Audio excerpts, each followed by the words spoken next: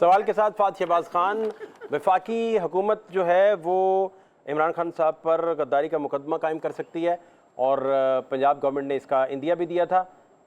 एक तो इस मौजू पर हम बात करेंगे। दूसरा, आज जो इद्दत केस में हुआ और इसके बाद जज साहब ने जो रजिस्ट्रार इस्लामाबाद हाई कोर्ट को ख़त भी लिखा, उसमें उन्होंने कहा कि खावर मानिका साहब ने मुझ पर अदम एतमाद का इज़हार किया और अदम एतमाद की दरख्वास्त इससे कबल खारिज की जा चुकी है।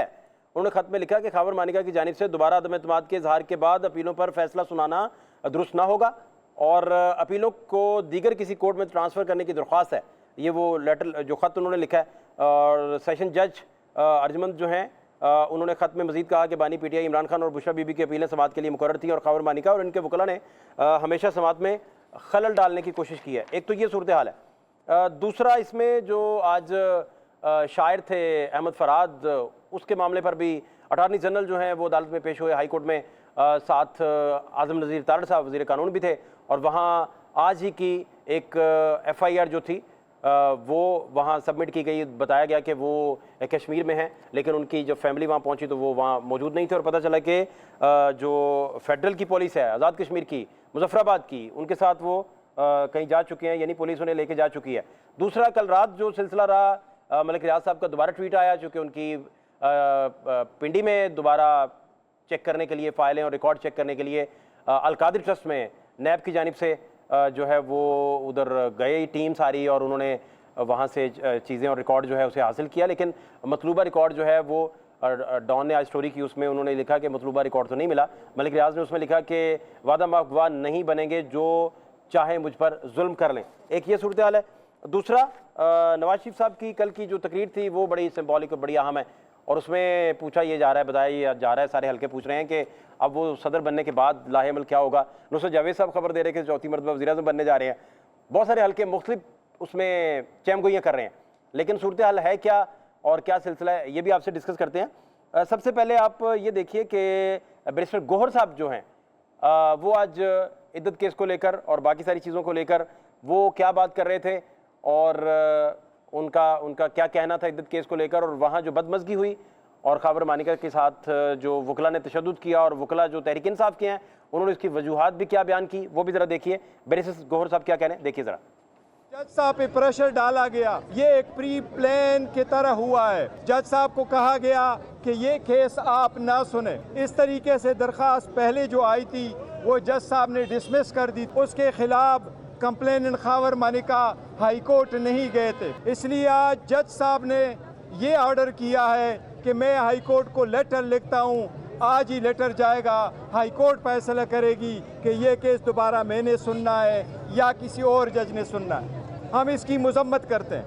वो कहते हैं हम इसकी मजम्मत करते हैं और कल की छुट्टी जो है उसको लेके भी बड़ी अहम तरीन केसेस का फैसला आना था, तो तहरीक इंसाफ जो है वो बड़ी मुश्किल थी। वो कह रही थी कि 28 मई मनाया जा रहा है और हमारे केसेस जो हैं उनका फैसला आना था, और आज लाइव स्ट्रीमिंग का जो मामला था उसे भी छुट्टी की नज़र कर दिया गया। बहरहाल आप देखिए कि रऊफ़ हसन साहब बड़ी अहम बात कर रहे हैं और वो क्या गुफ्तगू फरमा रहे हैं, और उस गुफ्तगू में सदर पाकिस्तान का जिक्र भी है, उस गुफ्तगू में प्रॉपर्टी टाइकॉन जो है मलिक रियाज साहब उनका जिक्र भी है, और किस अंदाज में किस पैराए में ये जिक्र हुआ है ये भी ज़रा देख लें। मलिक रियाज को जो बैरिया टाउन के आर्किटेक्ट हैं उनको ऊपर पिछले साल सवा साल से बहुत प्रेशर डला हुआ था। मुझे ज़ाती तौर के ऊपर भी इल्म था कि किस तरीके से उसको प्रेशराइज कर रहे हैं, उसको मुल्क छोड़ना पड़ा था। लेकिन वो कहते हैं कि पता नहीं किस वक्त खुदा अपना खौफ डाल देता है लोगों के दिलों में। शायद उसके दिल में भी खौफ डला और उसने कहा कि मैं इसका एक पॉलिटिकल जो एक यहाँ लड़ाई हो रही है उसका हिस्सा नहीं बनूंगा। उसकी आपको पता है कि उसकी जितनी भी प्रॉपर्टीज़ हैं उसके बारे में बहुत से एक्शन लिए गए हैं। कल रात को बैरिया टाउन रावलपिंडी में एक असॉल्ट भी किया गया, एम्बुश किया गया और वहाँ सील कर दिया गया उस घर को, और रिकॉर्ड जो था वहाँ का सारा वो कब्ज़े में ले लिया गया। लेकिन उसके बाद फिर एक मलिक रियाज की एक स्टेटमेंट आई है कि मैं किसी सूरत में इस लड़ाई का हिस्सा नहीं बनूंगा, मैं अपना बिजनेस जो है वो जारी रखूँगा। मेरी इत्तला के मुताबिक 3 दिन पहले, मेरा ख्याल आज भी वो दुबई में ही है, जनाब सदर पाकिस्तान भी गए हैं वहाँ, और सुना है कि ज़ाती तौर के ऊपर भी उन्होंने उससे मुलाकात करने की कोशिश की है। मुझे नहीं पता कि मुलाकात हुई है या नहीं हुई, लेकिन मुझे ये पता है कि वो शायद उसको अब भी प्रेशराइज करने में कामयाब ना हो।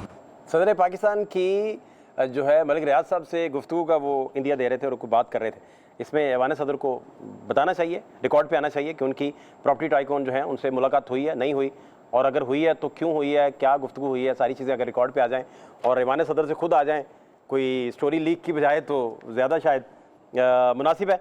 अच्छा, आरिफ अलवी साहब की गुफ्तगू आप ज़रा सुनिए। ये मैं सिर्फ आपको ये बताना चाह रहा हूँ कि मजमूई तौर पर जो मंजरनामा बन रहा है और हालात जो हैं उनकी हीट जो है वो क्या इंडिकेट कर रही है बेसिकली।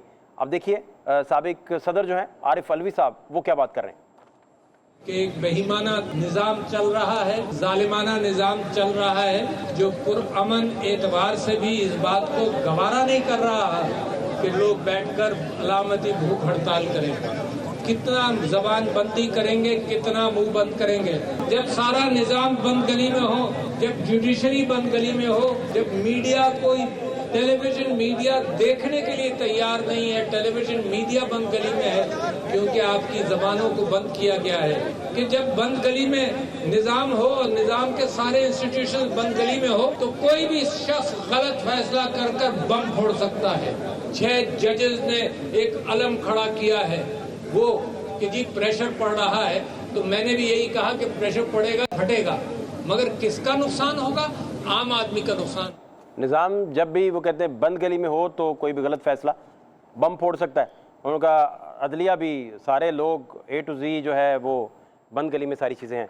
बहरहाल लेकिन इसके साथ ही जो कल की अहम तरीन गुफ्तगू है नवाज शरीफ साहब की, और उसमें उन्होंने क्या गुफ्तगू की और बेसिकली उनके सदर बनने के बाद आने वाले दिनों में वो कितने रेलिवेंट रहेंगे, कितने रेलिवेंट हो जाएंगे, और सियासी तौर पर कितनी उनकी जो दाग भेल है वो वापस आएगी या क्या बनेगा, ये बाद में डिस्कस करते हैं। लेकिन आप देखिए नवाज शरीफ साहब कल क्या बात कर रहे थे। नैल साहब थे, एक मौलाना साहब आए थे कनाडा से, और एक अपना इमरान खान थे, चौधरी परवेज लाई थे। इन सब ने मिलके प्लान बनाया कि जी नवाज शरीफ की हुकूमत को खत्म करना है, और मुझे कहा गया कि आप इस्तीफा दें और घर जाएं, वरना आप अपना तैयार रहें, आपके साथ वो सलूक किया जाएगा जो जिसको आप याद रखेंगे। तो मैंने तो उनको मैंने कहा जी आपने जो करना कर लें। नवाज शरीफ ने कभी इस्तीफा नहीं दिया।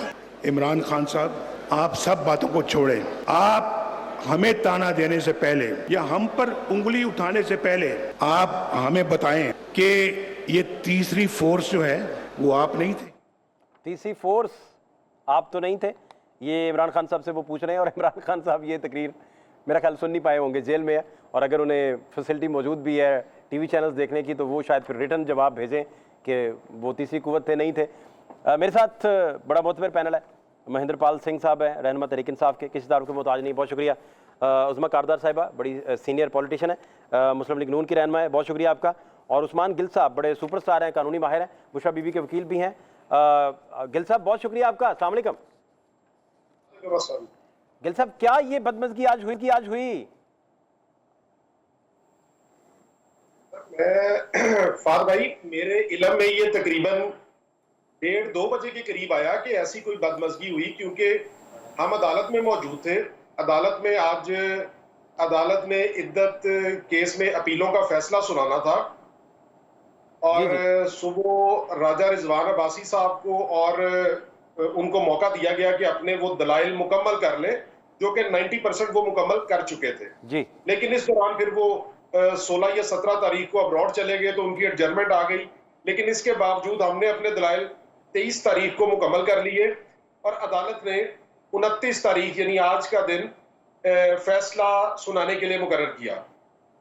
लेकिन साथ अदालत ने इतनी सी गुंजाइश 23 तारीख के अपने हुक्म में दी कि अगर राजा रिजवान अब्बासी साहब जो कि खबर मानेका के वकील हैं, अगर वो अदालत से कुछ असिस्ट करना चाहें, अपने दलाइल मुकम्मल करना चाहें, तो वो सुबह 9 बजे अदालत आके अपने दलाइल मुकम्मल कर सकते हैं। सुबह 9 बजे जब ये केस कॉल हुआ ऑर्डर के मुताबिक, तो राजा रिजवान अब्बासी साहब पेश नहीं हुए, बल्कि उनके एक जूनियर एसोसिएट ने बताया कि वो 10:30 बजे के करीब आएंगे। ठीक है, 10:30 बजे के करीब जब राजा रिजवान अब्बासी साहब तशरीफ लाए तो उन्होंने अपने दलाइल का आगाज किया। 5 या 7 मिनट उन्होंने दलाइल दिए होंगे। उसके बाद राजा रिजवान अब्बासी साहब को खाबर मानेका ने कहा कि जी मैं आपसे दलाइल अपने केस में नहीं दिलवाना चाहता, जज साहब मुझे वक्त दिया जाए 10 मिनट, मैं खुद अदालत से बात करना चाहता हूं। अदालत ने वो 10 मिनट का वक्त उनको दिया, तो उसमें उन्होंने बजाय अपने केस पे असिस्ट करने के अपने जो है ना वो एक अपनी कहानी रुदाद सुनानी शुरू कर दी, जिसके दौरान उन्होंने कुछ अब्यूसिव लैंग्वेज भी यूज की इमरान खान के मुतालिक, बुशरा इमरान खान साहबा के मुतालिक, लॉयर्स कम्युनिटी के मुतालिक, जिस पर बैरिस्टर गौ साहब वहां मौजूद थे, उमर अयूब साहब मौजूद थे, शिबली फराज साहब थे, पीटीआई की और क़यादत थी। उन्होंने एतराज किया कि इनको रोका जाए कि ये गैर मुहज्जब किस्म की गुफ्तगू ना करे, जिस पर अदालत ने उनकी सरजनिश भी की। इसके साथ साथ जब उन्होंने लीगल कम्युनिटी पे, वकला पे कुछ जो है वो इस तरह के गैर मुहज्जब कमेंट किए, तो उस पर मैंने भी इतराज किया कि अदालत को इस चीज का नोटिस लेना चाहिए। फिर भी अपने गिल साहब कितना गैर मुनासिब है, वकला की तरफ से तशद्दुद करना तो गैर मुनासिब है। अपनी सर्विसेज प्रोवाइड करते हैं। मैं पूछ रहा हूँ, तो हम भी अदालत का हिस्सा, जिस पे अदालत ने उनकी सरजनिश की, वकला की तरफ से तशद्दुद करना तो फिर भी देखें किसी भी कायदे कानून के तहत तो वो तो बड़ा गैर मुनासिब है। ये मेरे साथ आप रहिए, मेरे साथ रहिए, मैं आपसे लेता हूँ इस सवाल का जवाब भी लेता हूँ। मेरे साथ उज़्मा कारदार साहिबा मौजूद हैं। उज़्मा साहिबा को गद्दारी का मुकदमा भी कायम करने जा रही है वफाकी हुकूमत, और इस पे क्या अंडरस्टैंडिंग है आपकी? और ये मामला जो है ये अपोजिशन जेलों में ही रहेगी या कोई सुख का सांस भी अपोजिशन को मिलेगा? आपकी गवर्नमेंट का चार्टर क्या कहता है इस पे? बहुत शुक्रिया फ़हद, आपने मुझे इनवाइट किया। पहले तो ये जो आज वाक़या हुआ है नहायत अफसोसनाक है, और यही सबसे इसमें अलमिया है कि वो पार्टी जो कि हम समझते थे कि शायद जमहूरी पार्टी है, वो अब हमारे सामने सिर्फ एक जत्था बन के आ गया है। हम देखते हैं कि जब भी उनकी मर्ज़ी के ख़िलाफ़ कोई बात होती है, कोई ऐसी बात होती है जो उनकी अपनी मंशा के मुताबिक ना हो, तो वो कानून को अपने हाथ में ले लेते हैं। आज भी आपने यही देखा, उनको कुछ पसंद नहीं आया तो वकला ने उठा के तो खावर मानिका को मारना शुरू कर दिया, तशद्दुद कर दिया। नहीं, जो भी किया, देखें वो कोर्ट के अंदर था मामला, और वो जो जज बैठे हुए हैं वो उनकी सवाबदीद है कि वो किस तरह डील करते हैं। का फिर भी कोई राइट देखें, तशद्दुद का मतलब है आप कानून अपने हाथ में ले रहे हैं। ये तो वही बात है ना, ज़मान पार्क में आप अंदर से बैठे पेट्रोल पंप पुलिस पे फेंक रहे हैं, उनके सर फाड़ रहे हैं, उनकी गाड़ियों को आग लगा रहे हैं। तो ये तो वही वाला मामला है, लाकानूनियत। वो जो कहते हैं ना कि अपनी एक हद से बाहर निकल जाना, वहाँ पे औरतों ने बोतलें फेंकी हैं खावर मानिका के ऊपर, यानी कि कोई कानून आइन का दायरा इनके जहन में है ही नहीं। ये समझते हैं कि हम अपनी मर्जी के मुताबिक जो है कानून को चलाएं, अपनी मर्जी के मुताबिक आइन को चलाएं। ऐसा नहीं होता है, ऐसा नहीं होता है। इन्होंने, मुझे याद है कि जब सुप्रीम कोर्ट ने पार्लियामेंट को बहाल किया 2022 में, जब इन्होंने ना गैर आइनी तौर पे उसको डिसॉल्व कर दिया था, इन्होंने जजेस की तस्वीरों पे जूते मारे थे। फिर जब ये बानी साहब जब कैद में गए तो तब इन्होंने जनाब जाके तो तबर्रे भेजे, गालियां, मतलब गाली गलोच का तो इतना कल्चर हो गया है कि यानी कि इंतहा हो चुकी है।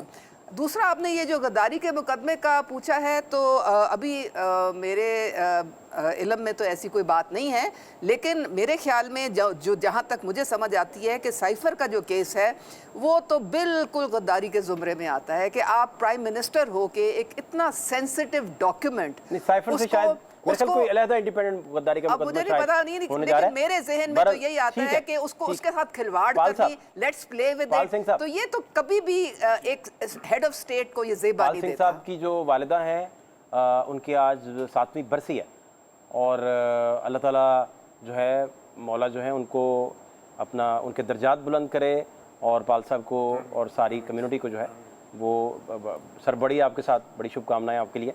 मुझे बताइए सर, क्या अभी कारदार साहिबा का क्या रिस्पॉन्ड आप देंगे, और गद्दारी के मुकदमे की बाज़गश्त भी चल रही है? मैं दोनों पे बात करूंगा। पहले मैं जिस तरह से उज़्मा कारदार साहबा ने कहा कि जी एक जत्था बन चुका है और आइन और कानून की कोई वो नहीं है, मुझे बताएं, जब असम्बली डिज़ोल्व हुई थी वो आइन के मुताबिक हुई थी, क्या आपने इलेक्शन करवाए? उस वक्त आइन नहीं टूटा। आप बात करिए गाली गलोच की, जब नवाज शरीफ यहाँ से प्लेटलेट्स कम करवा के लंदन गए वहाँ से बाजवा साहब करते रहे।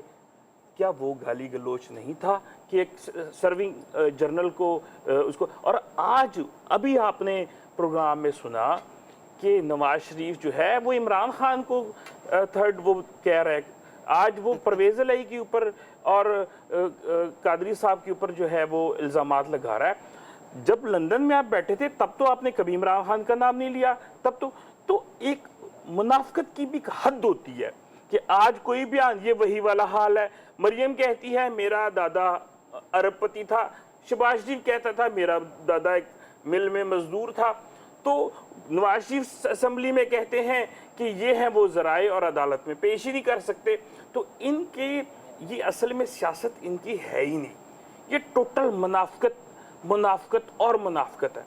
लॉ एंड ऑर्डर पाकिस्तान की तारीख में कभी भी इस हद तक लॉ एंड ऑर्डर नहीं खराब हुए कि आप एक बंदे को पकड़ना चाहते हैं, वो किसी केस में मुलव्वस नहीं है, लेकिन आप उसको पकड़ने के लिए उसकी बहन को जलील कर रहे हैं, उसकी मां को जलील कर रहे हैं, उसके घर तोड़ रहे हैं, उनके कारोबार बंद कर रहे हैं। ये लॉ एंड ऑर्डर कभी हुए हैं पाकिस्तान में? पाकिस्तान का आइन इसकी इजाजत नहीं देता, तब आप कहां होती हैं? मेन बात यह है कि इन्होंने, असल बात यह है कि ये जिनके आजकल फेवरेट हैं वो और ये मुस्लिम लीग नून मिलके पाकिस्तान को उस राह पे लगा दिया है जो हमारे दुश्मन नहीं कभी लगा सके, जो हमारी दुश्मन की शायद ख्वाहिश हुआ करती थी। लेकिन आज पाकिस्तान उस राह पे चल पड़ा है कि पाकिस्तान के अंदर बिल्कुल किसी किस्म की ना इकोनॉमिक की स्टेबिलिटी है, ना पॉलिटिकल स्टेबिलिटी है, ना आप कह रहे हैं इनकी बात की जी खबर मनिका पे वो हाथ उठाए। मैं बिल्कुल इसकी मजम्मत करता हूं कि किसी के ऊपर इस तरह से नहीं करना चाहिए। लेकिन बड़ी अच्छी बात। वो क्या उन्होंने देखिए, आपका तलाक हो चुका, तलाक हो गया, आप अलग हो गए हैं, इखलाकियात का जवाज ही नहीं है कि आप उस औरत को फिर दोबारा डिस्कस करें। इमरान खान साहब को देख लें, जमायमा से तलाक हुआ, रेहाम खान से तलाक हुआ, लेकिन एक लफ्ज उन्होंने कभी आज तक नहीं बोला उनके खिलाफ। हालांकि रेहाम खान ने हर हद क्रॉस किया, ठीक है, लेकिन इमरान खान ने इखलाकियात की अपनी शॉर्ट ब्रेक लेंगे। ब्रेक के बाद जब तो इस पर डिस्कस करते हैं, और बड़ी अहम बात इन्होंने की, लेकिन इसके बावजूद भी किसी को राइट टू लाइसेंस नहीं है कोई किसी के पास कि भाई वो तशद्दुद करे और कानून हाथ में ले किसी भी लेवल पर। शॉर्ट ब्रेक एक लेंगे, हमारे साथ रहिए। ब्रेक के बाद खुश आमदीद। अच्छा गिल साहब, मुझे जानना आपसे ये है कि अगर ये वफाकी गवर्नमेंट कोई मुकदमा कायम करती है तो ये, क्योंकि पंजाब गवर्नमेंट ने तो इसका इंदिया दिया था, तो ये फिर वफाक का इस्तेहकाक है सिर्फ, चूंकि आर्टिकल 6 के कंप्लेनेंट तो सेक्रेटरी दाखिला होते हैं। कोई भी प्रोविंशियल और फेडरल गवर्नमेंट जो कोई भी कंसर्न हो जी, अगर समझे तो वो मुकदमा दायर कर सकती है। प्रोविंशियल गवर्नमेंट के पास भी इस चीज का इस्तेहकाक है जी। अच्छा, ये आप कह रहे हैं कि वफाक के अलावा ये, लेकिन वफाक का ज़्यादा मेरा ख्याल है पंजाब की बजाय वफाक शायद इसको ज़्यादा ट्रीट करे।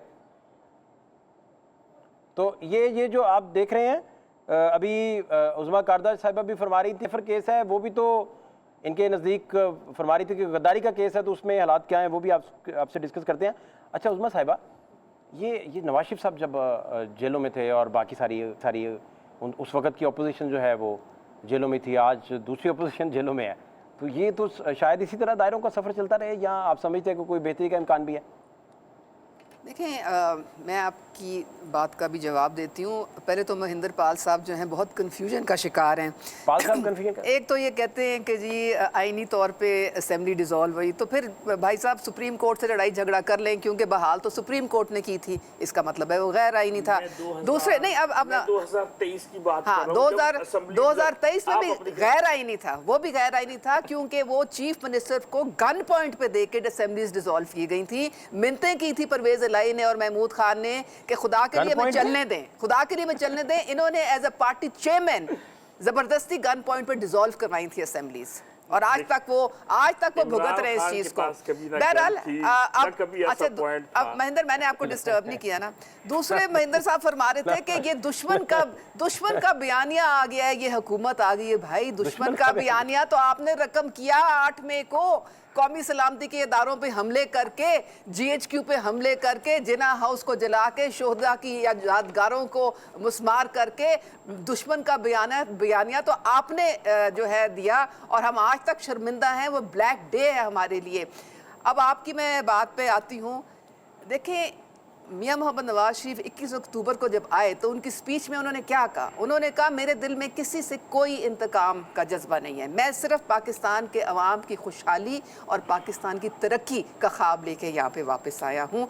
लेकिन आप देखें कि जो 3.5 साल PTI की हुकूमत थी, सारी ऑपोजिशन जेलों में थी, और वो वाला जेल नहीं था, ये जो तो VIP जेल था, वो VIP, देखे फहद, VIP जेल नहीं था जिसमें 8-8 कमरे हैं और मटन कढ़ाइयाँ हैं देसी घी की। कुछ कहना चाह रहे हैं आप? वो डेथ सेल में रखा गया था मियां मोहम्मद नवाज शरीफ को, मरियम नवाज को डेथ सेल में रखा गया था, और उनसे इस तरह से इंतकाम लिया गया कि बाहर जाके तो वो तमस्खर उड़ाते थे, मैं AC हटा दूंगा, मैं ये कर दूंगा, मैं वो कर दूंगा। ये सलूक जो था ना, ये इस वक्त नहीं हो रहा है, और मियां मोहम्मद नवाज शरीफ बाइज्जत तौर पे बरी हो चुके हैं, क्योंकि सब बोगस केसेस थे। अब जो बानी साहब हैं वो अपने केसेस को प्रूव करें कि वो इनोसेंट थे, क्योंकि उनके ओपन एंड शट केसेस हैं। मुझे गिल साहब से रिस्पॉन्ड लेना था। गिल साहब, ये मैं समझना चाह रहा हूँ कि अभी उज़मा साहिबा फरमा रही थी कि ये साइफर केस भी इनके नजदीक कह रही थी कि ये तो गद्दारी का ही मुकदमा है, वो किस स्टेज पे है अब? देखिए फाज साहब, बैसियत एक कानून के तालिब इल्म जो अभी उज़मा कारदार साहब ने, क्योंकि मैं इन दी कैपेसिटी ऑफ प्रोफेशनल लॉयर ये बात कर रहा हूँ, क्योंकि मेरा किसी सियासी जमात से कोई वाबस्तगी भी नहीं है, ताल्लुक भी नहीं है। उज़मा कारदार साहब ने एक बात की कि ये बानी PTI साबित करे कि वो इनोसेंट है, जबकि कानून की मंशा ये है, कानून की मर्जी ये है कि जब आप किसी पे इल्जाम लगाते हैं तो ये इस्तगासा की जिम्मेदारी है कि वो साबित करे वो गुनाहगार है या नहीं। और अगर ये उलट हो गया, ये वाइस वर्सा हो गया कि आप कहें कि आप गद्दार नहीं है, आप साबित करें, तो ये तो बड़ा औखा आपको रहेगा। लकीली मैं चूंकि आई थिंक बिल्कुल सही बात है, जिस भी तरीके से करें उन्होंने अदालतों का सामना तो करना है, मेरा तो ये मतलब है कहने का। सलीम साहब का मैं एसोसिएट था और मैं उस साइफर टीम में, ट्रायल की टीम में मेंबर था। सर आप यकीन नहीं करेंगे कि उस केस को देख के हंसी आती है। जैसे अब आप देखें, इत्तेफाक से मैं जो अलकादिर का ट्रायल कर रही है टीम, उसमें भी मैं उस टीम का हिस्सा हूँ और मैंने विटनेसेस पे क्रॉस एग्जामिनेशन किया है। आप ये जो बौखलाहट इस वक्त देख रहे हैं ना कि रेड्स हो रही हैं, बैरिया टाउन के ऑफिस से रिकॉर्ड उठाया जा रहा है, अब अलकादिर केस में भी इस तरह की चीजें रिकॉर्ड पे आ गई हैं कि वो केस भी अपने पैरों पे खड़ा नहीं हो सकता। वो कैसे? इस तरीके की, वो कैसे? कानून के तालिब इल्म, मैंने तो इन केसों में ये देखा। कैसे भला बताइए सर? देखिए, जो साइफर केस है, साइफर में इस्तगासा बुरी तरह नाकाम रहा आज तक। इस्लामाबाद हाई कोर्ट पिछले 3 माह से जो प्रोसिक्यूटर है FIA के, उनसे पूछ रही है कि आपने जो साइफर है वो आज तक अदालत में पेश नहीं किया, किसी तफ्तीशी अफसर को नहीं दिया गया, तो कैसे उस तफ्तीशी अफसर ने ये कंक्लूड कर लिया कि ये कॉन्फिडेंशियल डॉक्यूमेंट था, और जब तक उस तफ्तीशी अफसर ने वो डॉक्यूमेंट देखा नहीं तो उसने कैसे कंक्लूड किया कि कौन सा कंटेंट इमरान खान ने डिस्क्लोज किया? आपने वो डॉक्यूमेंट देखा ही नहीं तो आप कैसे कह सकते हैं कि फलां चीज डिस्क्लोज हुई? वो सीक्रेट था। सेकेंडली, अलकादिर में ये इल्जाम लगाया गया कि जो स्टेट के पैसे थे, वो स्टेट के पैसे मलिक रियाज को बेनिफिट देने के लिए सुप्रीम कोर्ट में भेजे गए, जबकि जो कैबिनेट कमेटी में नोट प्रेजेंट किया जाता है उसमें पैराग्राफ नंबर 3 में क्लियरली लिखा हुआ है कि ये मलिक रियाज की पर्सनल लायबिलिटी डिस्चार्ज करने के लिए ये पैसे सुप्रीम कोर्ट के सो एंड सो अकाउंट में ट्रांसफर किए जाएंगे। ये कैबिनेट मीटिंग के नोट के पैरा नंबर 3 में मैं समझ गया। ठीक है, आपको बता मेरे साथ आप ठीक है, पर्सनल लायबिलिटी मलिक रियाज मैं समझ गया। कानूनी एक इनसाइट भी आ गई। जी पाल साहब, आपको रिस्पॉन्ड करना चाहते हैं? मैं उज़मा कारदार साहब को रिस्पॉन्ड करूंगा। इन्होंने कहा कि 8 मई को जो हुआ ये अब भी यहाँ पे भी कंफ्यूजन का शिकार 9 मई का है। इन्होंने 8 मई कहा था, आप बेशक रिकॉर्ड कर वो रात 12 बजे आप प्लान कर चुके होंगे ना, तो उन्होंने वो कहा था। हाँ, वो प्लानिंग 9 मई के लिए 8 मई की इस्तेमाल किया। चले जी, वो आपकी प्लानिंग तो शुरू हो चुकी थी ना। जुडिशियल कमीशन बैठा और ये सारी चीजें निकली और वो वीडियोस भी निकली जो आप लोगों ने कहा कि नहीं रिकॉर्ड नहीं हुई और कैमरे चल नहीं रहे, उस दिन साबित होगा कि 9 मई शहबाज शरीफ, राना सनाउल्लाह और मोहसिन नकवी का किया धरा है और साथ इनके आईजी। उस दिन ये साबित होगा। ये तो सिर्फ पीटीआई को तोड़ने के लिए इनके पास कोई बहाना नहीं था, बहाना ढूंढ लिया और उस वक्त जनाउस भी निकल आया, उस वक्त पता नहीं क्या किया। जो लोग मुल्क में मौजूद नहीं थे वो भी साथ जगह पे उनके ऊपर पर्चे हो गए। ये अवाम ने आपकी इन सारी भूंडी का जवाब जो है ना वो 8 फरवरी को दे दिया है।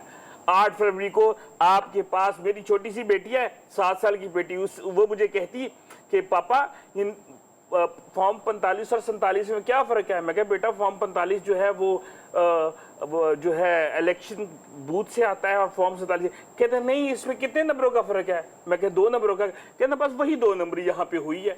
उस तरीके से तो आपकी हुकूमत बनी है 2 नंबरी के तरीके से। तो वो बच्चों को, मेरी 7 साल बच्ची को अगर पता चल गया है कि आपकी हुकूमत जो है वो 2 नंबर के तरीके से, तो सारी अवाम को पता लग चुका हुआ है। ये तो पूरी अवाम वोट नहीं डाल सकती थी, वरना आपको वोट जो है वो इमरान खान को वोट ऐसे पड़ने थे और आपके वोट ऐसे कम होने थे जैसे अजमत साहब का रिस्पॉन्स लेना है जी। ब्रेक के बाद की बात हुई। गन पॉइंट पता कैसे होता है, जैसे दिलावर से गन पॉइंट पे 15 मिनट के अंदर 53 पेजेस का जी उसको पास वो आ जाता है कि जी इसके ऊपर साइन करो और वो आगे वो करो। आपकी पसंद का फैसला नहीं था ना? मेरी पसंद का फैसला नहीं था। 15 मिनट में कैसे हो सकता है, कैसे टाइप हो सकती है। ब्रेक, एक शॉर्ट हम लेंगे जी। ब्रेक के बाद वापस बहुत सारी डिस्कशन करनी है। शॉर्ट ब्रेक, हमारे साथ रहिए। ब्रेक के बाद खुश आमदीद। मैं चाहूँगा उज़्मा कारदार साहिबा, पहले आप जो पाल साहब बातें कर रहे हैं और जो अपनी बेटी की मिसाल भी दी उन्होंने, तो आप पहले मैं चाहूँगा कि उसका रिस्पॉन्ड प्लीज़ अगर कर लें। जी फहद, मेरी बड़ी हमदर्दी है महिंदर पाल साहब से। देखें बात सारी ये है कि एनआरओ के लिए बेचारी पूरी पार्टी एड़ियाँ रगड़ रही है। अब इनसे कुछ बन नहीं पा रहा है। इनको समझ आ गई है कि कोई माफ़ी तलाफ़ी नहीं है, क्योंकि जियो फेंसिंग के थ्रू सारी जो एविडेंस है, जो सारी इनकी वीडियोस हैं, जो इनकी फ़ोन पे इन लोगों ने जो प्लानिंग की, 12 से 14 तनसीबात पे यकमुश्त एक ही टाइम पे हमला होना, इसका मतलब है सिस्टमेटिक प्लानिंग थी इसमें। ये कोई ये नहीं कि सिर्फ जना हुआ, पिंडी में जीएचक्यू पे लैदा हुआ, एयरबेस पे मियाँवाली में लैदा हुआ, आईएसआई के दफ्तर पे फैसलाबाद में लैदा हुआ। ये नहीं कि आप सोचें कि ये प्लानिंग पूरी ज़मान पाक में की गई और अब वो उसका प्रूफ है, उसका सारा जो सबूत है वो सबके सामने है। अब ये चूंकि इनको ये पता है कि बंद गली में आ गए हैं, तो इसलिए अब एनआरओ के चक्कर में। दूसरे ये 45-47 की जो बात करते हैं, मैं कहती हूँ रोना धोना बंद कर दें। अब फिर इसका मतलब है कि केपी की हुकूमत भी नाजायज़ है, वहाँ तो 80% इनकी सीटें हैं, तो वो भी नाजायज़ है, वो भी फिर इसका मतलब है कि सब धांधलीशुदा है। और दूसरे देखें 8 हल्के अभी तक खुले रिकाउंटिंग के लिए, और उसका क्या नतीजा निकला है कि वो सीटें भी इनकी जो हैं वो यहाँ पे आ गई हैं। तो ना ही और हल्के खुलवाएं तो अच्छा है, वो भी फिर ये सारे जो है ना इनके हाथ से निकल जाएंगे। अब मुझे पता है कि फ्रस्ट्रेशन बहुत है, अब इनको चाहिए, ये सिस्टम का हिस्सा है, इनके नुमाइंदगी नेशनल असेंबली में भी है, प्रोविंशियल असेंबलीज में भी है, केपी में तो इनकी अपनी हुकूमत है। आज गंडापुर साहब जो थे SIFC की मीटिंग भी अटेंड करके गए हैं, वो थोड़ा उनको समझ आ गई है कि अगर मैंने चलना है तो मुझे इनके साथ मिल के चलना पड़ेगा, सेंटर के साथ। मैं अकेले इस तरह दंदनाता और इस तरह से मैं कब्जा कर लूँगा, मैं चढ़ाई कर दूँगा, मैं ये कर दूँगा, ये नहीं चलेंगी। अब ये जिसे कहते हैं ना कि ये मौला जट वाली जो है ना, ये बढ़ के ये नहीं चलेंगी। तो उनको भी समझ आ गई है, तो आपको भी पाल साहब समझ आ जानी चाहिए। तो ये जो अब इलेक्शन है, इलेक्शन ट्राइब्यूनल्स में उनका हल आपके पास है, आप जाएं वहाँ पे। लेकिन हुकूमत बड़ी अच्छी मुस्तहकम है, बड़े अच्छे तरीके से चल रही है। हमारी इकॉनमी मुस्बत, उसके देखें 72,000 इंडेक्स पे पहुँच गए, आपका स्टॉक एक्सचेंज, आपका डॉलर 275 पे स्टेबल हो गया है, आपकी सऊदी अरेबिया से 6 से 7 अरब की इन्वेस्टमेंट जो है उसकी अंडरस्टैंडिंग हो गई है। आपके कतर से डेलीगेशन आ रहे हैं, आपके ईरान से डेलीगेशन आए, आपके टर्की से डेलीगेशन आए, आपका हर तरीके से IMF से भी प्रोग्राम तय हो गया है। आप पंजाब में देखें महंगाई बिल्कुल कम, डेली बेसिस पे महंगाई कम हो रही है। 2 दफा पेट्रोल की कीमत कम हुई पिछले 1 महीने में। तो अब इनको बेचारों का तो अब इनके पास बेचने के लिए कुछ चूरन बचा नहीं ना, इनकी दुकान बंद हो गई है। जो आपने दे दीजिए जी, करें बात करें जी। इन्होंने जिस तरह से कहा कि जिस 10 जगहों पे हमले हुए, मुख्तलिफ जगह पे 9 मई 10 से ज्यादा, अच्छा चले 20 कह ले, चले आपकी खुशी के लिए हुण 20 राजी या तो ही बता लवा। 1 मई को छुट्टी वाले दिन खान साहब की गिरफ्तारी के ऑर्डर जारी हुए, गैर कानूनी नहीं था। 9 मई को जब हाई कोर्ट में, इस्लामाबाद हाई कोर्ट में खान साहब, ये कानून है कि जब आप कोर्ट में चले जाएं, आप कोर्ट में जाके अदालत के सामने पेश होने चले जाएं, तो वहां पे आपकी केस में गिरफ्तारी नहीं हो सकती। 9 मई को हाई कोर्ट में किस तरीके से हमला करके इमरान खान साहब को गिरफ्तार किया गया। जब इस तरह से गिरफ्तारी होगी तो लोग एहतजाज करेंगे, लेकिन जो तंसीबात पे हमले हुए हैं वो मैं आपको बता रहा हूं, जब GIT बैठेगी तो ये पता लगेगा कि इसमें मोहसिन नकवी और IG पंजाब और वजीर आजम शहबाज शरीफ और राना सनाउल्लाह, इनकी प्लानिंग थी और इनकी प्लानिंग से और इनकी मेन प्लानर NRO नहीं मिलने लगा आपको, मैं आपको बता रही हूँ, भूल जाए NRO नहीं मिल रहा आपको। की बात है, NRO के लिए इमरान खान ने अपने प्लेटलेट्स देखिए, ये आपने कौमी सलामती के इदारों पे हमला था, इमरान खान ने हमारा कोई ताल्लुक नहीं था, इमरान खान ने इस वक्त आपके साथ डील नहीं की कि मैं आपके साथ हुकूमत में बैठता हूँ।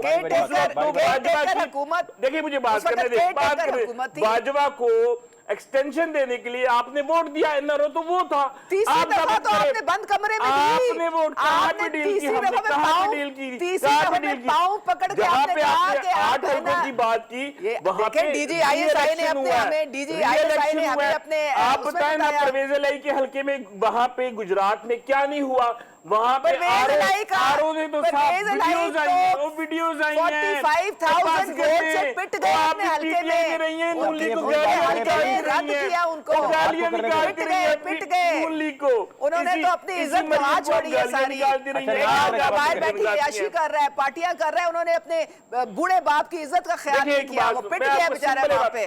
NRO कभी भी इमरान खान नाम मांगेगा ना उसके ऊपर मांग तो रहे हैं, साबित कर दें, वो तो मांग रहे हैं, साबित कर दें। आज आपके मुंह से पता लग रहा है ना, कैसे पता लग रहा है? हमने तो कुछ किया ही नहीं, टाइम हमने हमारे तो 9 में पास कुछ किया ही नहीं। टाइम हमारे पास देखिए, आपने तीसरी ताकत पे आ जाए, हमारी